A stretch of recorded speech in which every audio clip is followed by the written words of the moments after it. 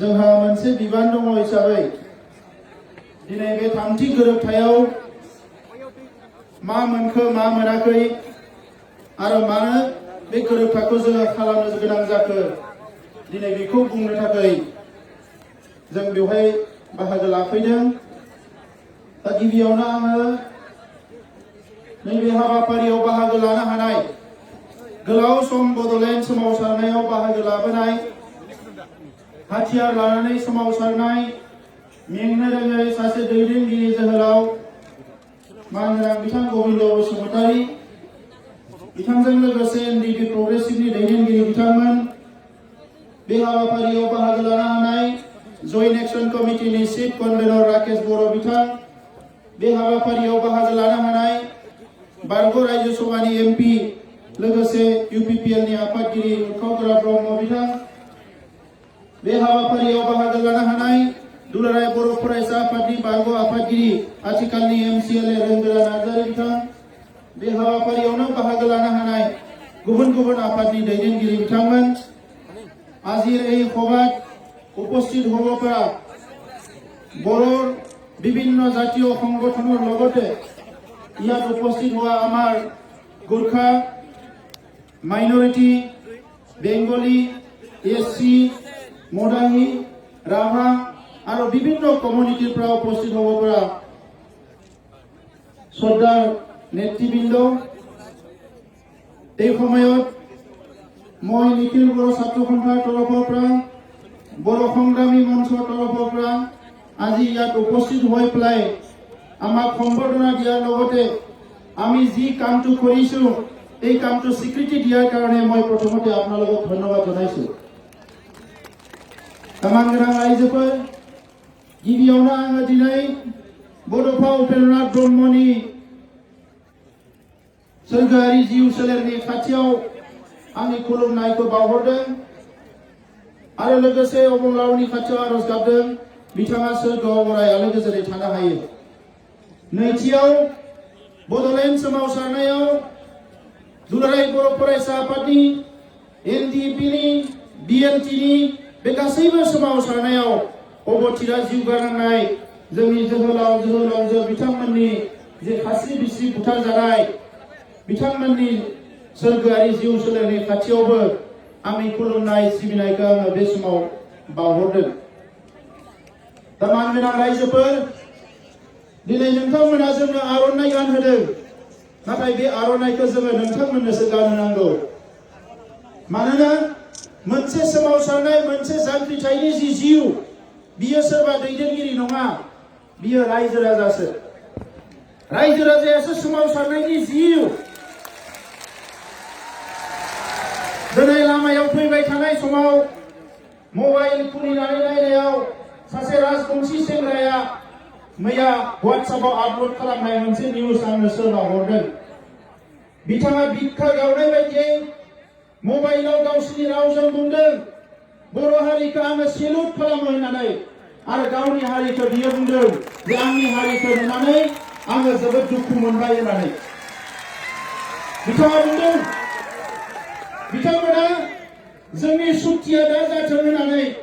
एकता दा जाथों होननानै बन्द होदोंमोन नाथाय बे बन्द होनायाव बिथांमोननि मानसिफ्रा रावबो बाहागो लायाखैनो। बिथाङा आरो बुंबावदों बे सुक्तिया जोंनि हारिनि थाखाय बिथांमोननि हारिनि थाखाय गोबां खहा लाबोगोन गोबां बायदिसिना जेंना लाबोगोन बेबायदि बुंसेयावबो बिथांमोननि मानसिफ्रा रावबो हाबाफारियाव बाहागो लायाखै होननानै बिथाङा दुखु खालामदों। दा मानगोनां रायजोफोर दिनै बर' हारिखौ बिथांल' नङा आलफानि जाय सिएमसि परेश बरुवा बिथाङाबो मैया टिभिआव साबायखर बावदों। दिनै बर' हारिखौ सारा इन्डियानि मानसिफ्रानो दिनै बाख्नायदों सारा आसामनि मानसिफ्रानो दिनै बर' हारिखौ बाख्नायदों आरो बे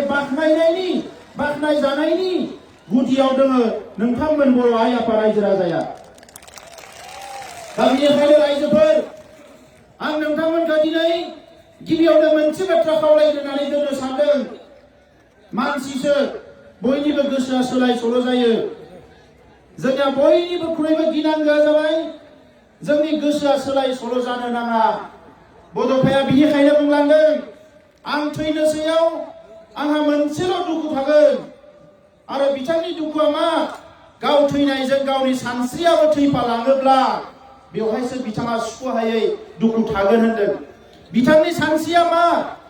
बुहुमनि बर'फोरा गेरेमसा हारि जानांगोन। बुहुमाव बर' हारिया हायाव दैयाव अख्राङाव हाजोआव जेराव था साफ्रोमबो बर' फिसाया गेरेमसा जानांगोन, जौगासार जानांगोन। जोंनि राव थुनलाइ हारिमुवा अरायसम मुलुगाव थांनानै थानांगोन। बे खोथाखौ बिथाङा बुंलांदों। दिनै मोनायाव सागान होनायनि उनाव सोरबा उन्दै उन्दै गथ'फ्रा WhatsAppआव लिरदों बड'फाया बेबायदि सुक्तिखौ लुबैयाखैमोन, बड'फाया बैबायदि सुक्तिखौ लुबैयाखैमोन। दिनै बड'फानि सिमां बेखौ मोगथां महर होनो थाखायनो BSc सुक्ति जादों, बेखौ मोगथां महर होनो थाखायनो BTC सुक्ति जादों आरो बेखौ मोगथां महर होनो दिनै BTR नि सुक्ति जादों। बे मोगथां महर होनायनि लामायाव मानगोनां रायजोफोर दिनै रंजानायनि सान, नाथाय बे रंजानायनि सानावबो आं मोनसे खोथा बुंनो नागिरदों। बड'लेण्डआ बहा थायो रायजोफोर? बड'लेण्डआ मानसिनि सालाय बिजौआवल' थाबा जानाय नङा, बियो बिख्लोआव थानांगोन। जाय मानसिफ्रा दिनै बड'लेण्डखौ जौजों मिलायनानै लोङो, बड'लेण्डखौ जुवाजों मिलायनानै बिथांमोना फैसा खामायनो नागिरो, बै मानसिफ्रा जोंखौ बुंदों जे बिथांमोना बड'लेण्डखौ गारबाय होननानै। जों नोंथांमोन बायदि बड'लेण्डखौ जौजों लगायनानै लोङा, जों नोंथांमोन बायदि बड'लेण्डखौ जुवाजों लगायनानै जोङो फैसा खामाया, जोङो बड'लेण्डखौ गोरबोआव सोनानै लादों। ओंखायनो आं नोंथांमोननि सिगाङाव थांनाय गोलाव समाव बुंलांदों आरो दिनैबो जोंनि थामथि जि सोमावसारनाय, बे बड'लेण्ड सोमावसारनाया नैबे काजलगावआवनो जागायदोंमोन 2010 मायथाइयाव। जोंनि गिबि सोमावसारनाया बासबारिनिफ्राय जागायदों बड'फा उपेन्द्र ब्रह्मनि दैदेननायाव। NDBनि सोमावसारनाया जागायदों उदालगुरिनिफ्राय, नैथि सोमावसारनाया जागायदों। नाथाय दिनै थामथि सोमावसारनायखौ दुलाराय बर' फरायसा आफादा नैबे काजलगाव फोथारनिफ्राय जों जागायदोंमोन आरो बेनिखायनो जों बुंदों जों गिबियावनो थांगोन, बे काजलगाव फोथाराव थांगोन। बे काजलगावनि फोथाराबो जारिमिनारि फोथार रायजोफोर, बिनिफ्रायनो जों जागायजेनदोंमोन। बै समाव जोंनि बिदा फंबायनि गेजेराव बुथारलायनाय, गावलायलायनाय, मोखांजों मोखां नायलायनो हायै, नेरलायलायनाय, बैबायदि समाव जोंनि दैदेनगिरिफ्रा बयबो सानदोंमोन बे सोमावसारनायखौ लाबोफिननाया मोजां जागोन ना जाया। नाथाय जोङो माखासेया साननानै लादों जे सोमावसारनायखौ जुदि लाबोनो हायाब्ला हारियाव खौसे फैनाय नङा, हारियाव सोलायनाय फैनाय नङा, हारियाव थांना थानायनि साहस फैनाय नङा, हारिया दावगालांनायनि लामा नुनाय नङा। ओंखायनो 2010 मायथाइयाव BTC जाखांनायनि उनाव जेरैखि जाया जानजि खाफ्रानानै साब्रैसो मानसिजोंबाबो जोङो थांखि लाफिनदोंमोन। मानोना बड'फाया बुंलांदों इउनिटि थ्रु स्ट्रागल, सोमावसारबासो जोंहा खौसे फैयो, जांख्रिखांनायजोंसो खौसे फैयो, हाबा मावनायजोंसो खौसे फैयो आरो बेबायदिनो बर' हारियाव खौसेया फैदों। दिनै रायजोफोर बे सुक्तिया जागोन जाया बेसेबांबा मोनसे गाज्रि थासारियाव दङमोन। गिबि खोथाया जाहैबाय जोंनि हाथियार लाग्रा आफादफोरनि गेजेराव गावस्रा गावस्रि, बेखौ नुनानै सुथुरफ्रा गोबां खाबु लाबाय। गोरोबलायनो जाहाथे हाया, रायलायलायनो जाहाथे हाया, रायलायलायोबा बिसोरो गोख्रों जागोन, गोरोबलायोबा गोख्रों जागोन, रायलायलायनो हायै मोनसे थासारि खालामबाय। नाथाय बे थासारिखौ नुनानै दिनैनिफ्राय 2 बोसोर सिगाङाव जों थांखि लाबाय जे जेरैखि जाया सोरनिबा आथिं हमनानैबाबो, सोरखौबा खुलुमनानैबाबो, गाबख'नानै बिख'नानैबाबो खेबसेनि थाखाय मोनसे गोरोबथा खालामनाया जोबोद गोनां जाबाय। नङाबा बिदा फंबायनि गेजेरावनो गाबोन सोरबा बुलाय होगोन, गावलाय होफिनगोन। दा बिनि थाखायनो भारत सरकारनि गोबां एजेन्सिफोरजों रायलायै नैबे थासारिया जोंहा फैदों। दिनै जों साबायखर बावनांगोन। बे थासारिखौ बुजिनानै बिथां सावरायग्रा मोना म्यानमारनिफ्राय फैदों। दिनै जोङो साबायखर बावनांगोन। रन्जन दैमारि बिथाङाबो हाखु दाखुबाबो बिथांखौ बरनना लांनानै सागान होनाय मोनसे थासारि जादों। नाथाय बिथाङाबो सागान होनानै दिनै बिखौ मोगथां महर होबाय। जोङो दुलाराय बर' फरायसा आफाद, NDB प्रग्रेसिभ, जोङो मोनसे हाथियार लाग्रा संगठन आरो मोनसेया जाबाय गणतान्त्रिक संगठनब्लाबो कुनु सिमा दोनालासे बिदा फंबाय ज' फैनानै जों खामानि मावबोदों। दिनै बर'नि आफादफ्रा गासैबो बेयाव नोंथांमोना बाहागो लाबोदों। दा मानगोनां रायजोफोर, गुबुन हारिफ्रा मानो मानिदों? दिनै 20 बोसोर बारबाय NACR दाबो एकर्ड खालामनो हायाखै बिसोरनि गेजेराव गोरोबलायनायखौ लाबोनो हायाखै बिथांमोनाबो दिनै सावरायदों आंनो गोबां नागा मानसिफ्राबो मेसेज हरदों बोरै मावखो नोंथाङा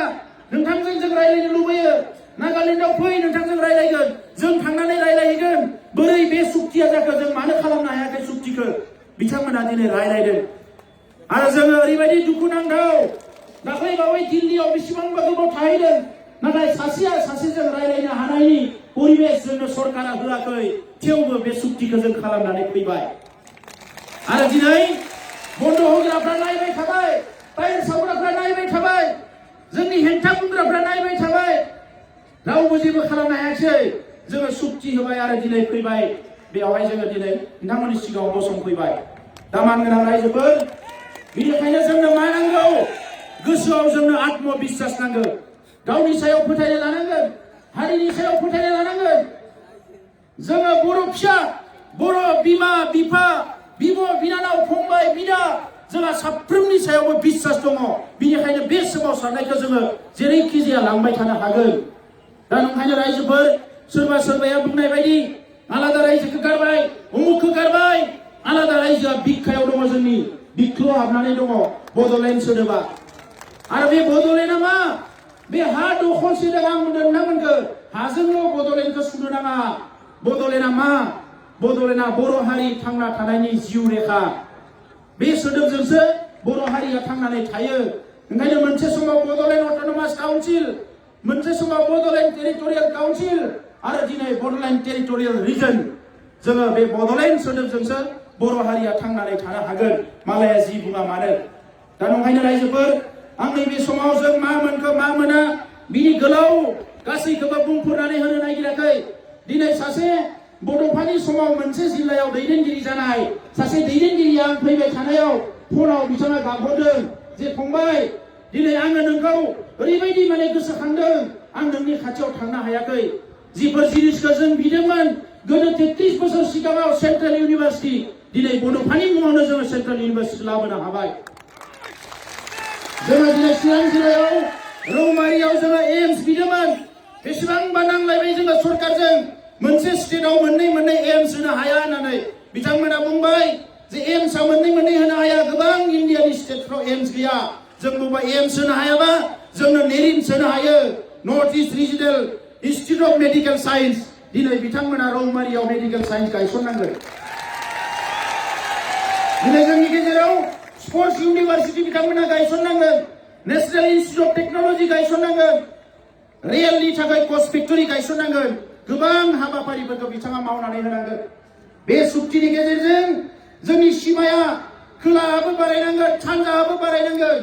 गोबाङानो सोंदों जोंहा सनितपुर जिल्ला बिश्वनाथ जिल्ला बायदिसिनाफ्रा मा जागोन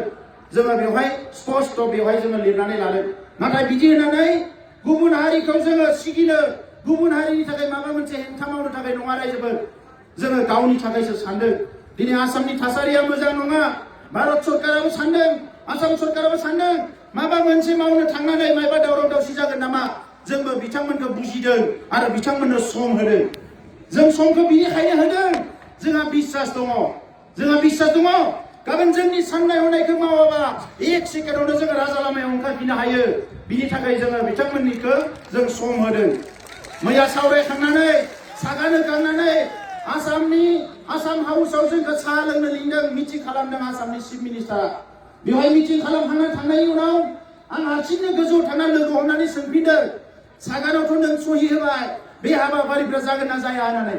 जायाबा खिन्थु बारा गोबाव नेनाय नङा आङो होननानै बियो हमख्रबनानै बुंदों जे नोङो सानफ्रोमबो अख्राल' खालामो नायबायल' था जों मोनफ्रोमखौबो मावनानै होगोन होननानै दा नोंखायनो रायजोफोर जोङो दिनै आवगायलांनांगोन जोंनि गेजेराव सोंखारिनाया गोबां जाबाय दा सबसे गिदिर मेसेजआ जाहैबाय 34 बोसोर सिगाङाव BSF मुं लानानै दानाय बे NDPआ दिनै बेसेबांबा दुखु खस्थ' सहायनानै भुटान म्यानमार बांलादेश मुलुगनि गुबुन हादोरफ्रावबो थांनानै बर' हारिनि गांनाय उखैनाय मोन्थाइफोरखौ फोसावनानै दिनै मुलुगाव मिथिहोजानानै फैनानै दिनै बेसेबा गोबाव सिजफायाराव दङमोन बे सिजफायाराव थानायाव बायदिसिना थासारियाव गावस्रा गावस्रि जाबाय जेरैबायदि मदद मोननांगौमोन मोनाखिसै गोबां बिथिंनिफ्राय दा दिनै फैनानै बिथांमोना नैबे सुक्तिनि उनाव गावनि न'आव थांनो हागोन डिजिग्नेटेड केम्पनिफ्राय न'आव थांनो हागोन बिमा बिफाजों थानो हागोन बिब' बिनानावजों थानो हागोन बिदा फंबायजों थानो हागोन सोरबा हारिनि थाखाय गावनि उन्दै उन्दै गथ'खौबो नागारनानै सिलायनानै हाग्रायाव थांदोंमोन दिनै गावनि गथ'जों बिखा गोबालायनानै थाफैनो हागोन बे जोंनि थाखाय बयनिख्रुइ गोजोननि खोथा मैया जेलनिफ्राय खौरां लाहरदों मैया जिउनिफ्राय खौरां लाहरनानै सासेया फन हरदों सार जोङो रावखौबो मिथिया खिन्थु नोंखौसो मिथिगौ मालाया ओंखारजोबोबा जोंबो जेलनिफ्राय ओंखारनांगोन आं बुंदों जों दङ थैजासे जुजिलांगोन खुनु दिन फासयनायाव गैया दा नंखायनो रायजोफोर जोंनि खामानिया सागान होनाय लोगो लोगो जोबाखै जोंनि खामानिया बांदोसो हारिखौ दानांगौबा जों उन्दुगादुरा जाबा जानाय नङा जौ फाग्ला जाबा जानाय नङा ओंखायनो आङो जेसेबां बिबुंथि होदों बेवहाय बुंबोदों जे जों बड'लेण्डखौ माबायदि बरायनो नोरजिया मावरिया हावरिया लोरबां जानानै बरायनो ना लेखा गोरों साखा फारा फिट फाट जानानै जोङो बरायनो जोंहा दिनै रेडि जानो सम जाबाय रायजोफोर जोंखौ बारा गोबाव आरो खानानै दोननो हाया बेयो रोखा जाबाय दा नंखायनो रायजोफोर आं गोबां खोथा बुंला दिनै मोनसे सुक्ति जादों बे सुक्तिखौ लानानै जोंनि गेजेराव सान्थि लाबोनांगोन अस्त्रखौ जोङो जोंनि हारियाव हाथियार गैयै मोनसे समाज दानो होननानै बुंदों हाथियारा मा हाथियारा मेलेम गैया रायजोफोर मानसियासो बाहायो हाथियारखौ जेला मालाबा हाथियारानो मानसिखौ बाहायफिनो अब्ला बे हाथियारनि सायाव जोंहा मा जायो गोबां गिनो गोनां जायो दा नंखायनो दिनै मोनसे समाव बे हाथियारजों सोमावसारदोंमोन बारा गोबाव सोमावसारालासिनो हाथियारा नोंनियाव थानाय माने समाजाव बिराद गाज्रि मोनसे थासारि लाबोयो दा नंखायनो बै सेंग्राफ्रा जायनिखि दिनै आर्मि स्टाइलाव थाबोबाय बिराद गोबाव बिसोर फैनानै गाबोन न'आव थांनांगोन समाजखौ जों मोजाङै दानांगोन बिथांमोननि रिलिफ रिहेबिलिटेसननि खोथाफ्रा बेवहाय लिरनाय दङ बेजों लोगोसे रायजो राजानि थाखाय गोबां बाथ्राफोर बेवहाय जौगानायनि बाथ्राफोर बेवहाय बे सुक्तियाव लिरनाय दङ डाइरेक्ट फान्डिं मोननायनि बाथ्रा लिरनाय दङ दिनै एसपिडिसिखौ जों जेबो बुंनो हायामोन नाथाय दिनै बे सुक्तिनि गेजेरजों गोसो जाबानो होखारनो हासिगोन गोसो जाबानो लाबोनो हासिगोन जोंनियाव एसेबाबो गोहोआ फैबाय दा नंखायनो रायजोफोर बे सुक्तिया ओरैनो सुक्ति नङा बेवहाय नायै नायै नायै नायै बेसेबांबा जुजियै दान्थे बिदान्थे खालामै मैया सागान होनायनि 2 घन्टा सिगांसिम जोङो दान्थे बिदान्थे खालामनानै बे सुक्तिखौ खालामदों दा बेवहाय जोङो बेखिनिखौ गासैखौबो मोनजोबमारोबा जोंनि ओनसोला ओरैबायदि जौगागोन बे जेला इमप्लिमेन्ट जाजोबगोन जों बेखौ बुंस'नो हाया दा नंखायनो रायजोफोर दिनै जों बयबो दिनै गोग्गानांगोन मानोना गुबुन हारिफ्रा बुंबाय थादोंमोन माने ओरैबायदि बिथांमोननि हेंथा होसेयावबो दिनै थैजासे जेल साजा फोसावनायनि उनाव रन्जन दैमारि बिथांखौ लांनानै बेयाव सागान हैनो गोनां जादों गभर्नमेन्टआ बे बर' हारिनि देरहानाय नैबे फोथारनिफ्रायनो बुंदोंमोन जोङो जुदि सोरबा जोहोलावखौ फासि होनाय जायोबा लाख लाख मानसि ओंखारनानै जों बिनि हेंथा होगोन मैया टिभि चेनेलफ्राव बुंदों आंखौ नोंथाङा मा मानसि थैनायफोरनो जास्टिस होनो नागिरा नामा जास्टिस होनो नोंथाङा नागिरा नामा जास्टिस होनो सोर नागिरा जास्टिस होनो नागिरो बयबो नाथाय जास्टिस होनाया बेल' नङा जास्टिस होनायनि लामाया गोबां दङ सासेया साजा होबाय होननानै बिखौबो नोङो साजा होफिनबा बेल' जास्टिस जानो हाया बे खोथाखौ आं बिथांमोननो बुंदों दा नंखायनो रायजोफोर गोरोन्थिखौ जों मावनो नाङा मालाया गोरोन्थिखौ मावगोन जोङो दिनै खौसेयै मोनसे गोग्गो समाज दानांगोन बे सुक्तिखौ लानानै जोङो दिनै जोहोलावफोरखौ न'आव लाबोनो हानाय मोनसे थासारि फैबाय आं बिथांमोनखौ साबायखर बावदों गोसो गोरबोनिफ्राय आरो बिथांमोनखौबो आं खावलायदों जे संग्रामखौ लांनो थाखाय सोरनियावबा थाखा फैसा बिनो गोनां जाबाय सोरनोबा मेगन गोजा नायनो गोनां जाबाय सोरखौबा सिगिनो गोनां जाबाय सोरखौबा बोथ्रोदनो गोनां जाबाय नाथाय सुक्ति खालामखांनायनि उनाव जाहाथे बे आखलखौ बयबो नागारो जों मोनसे मोजां समाज दानांगोन जों बे मोजां समाज दानांगोन जोंनि साफ्रोमबो जोहोलावा जेरैबायदि सिलाय लानानै हारिनि थाखाय हाग्रायाव थानानै जुजिदोंमोन गाबोन सिलायखौ गारनानैबो गामियाव थांनानै हारिनि थाखाय जुजिनांगोन आं नोंथांमोनखौ बयखौबो खावलायो आरो हारिनि सुबुंफ्राबो बै सिलाय लानाय समाव सोरखौबा माबा रागा जोंनानै बायदिसिना आखलनि थाखाय बायदिसिना खोथानि थाखाय रायफ्लांबाय बुफ्लांबाय बायदिसिना आखल देखायबाय नोंथांमोना गावनि बिदा फंबाय होननानै निमाहा होनानै गासैखौबो बोजबनानै लानांगोन रायजोफोर जों बेबायदिसो समाज नागिरदों बिदा फंबाय गासैबो खौसेयै ज' नों दा आं नागार समाज दानायनि खोथाखौसो जों रायलायदों आं बेखिनिखौनो बर' रावाव बुंनो सानबाय बिनि उनाव फैगौ 7 अक्ट'आव भारतनि प्रधान मन्त्रि आरो हम मिनिस्टारा क'क्राझाराव फैगोन जों जे माबा मोनसे मोजां खामानि मावबाय बे खामानि मावनायखौनो मोजाङै आरोबा गावसोरनि खोथाजों बुंनो थाखाय बिथांमोना फैगोन आरो बैखालिबो जोङो खमसे खम 5 लाख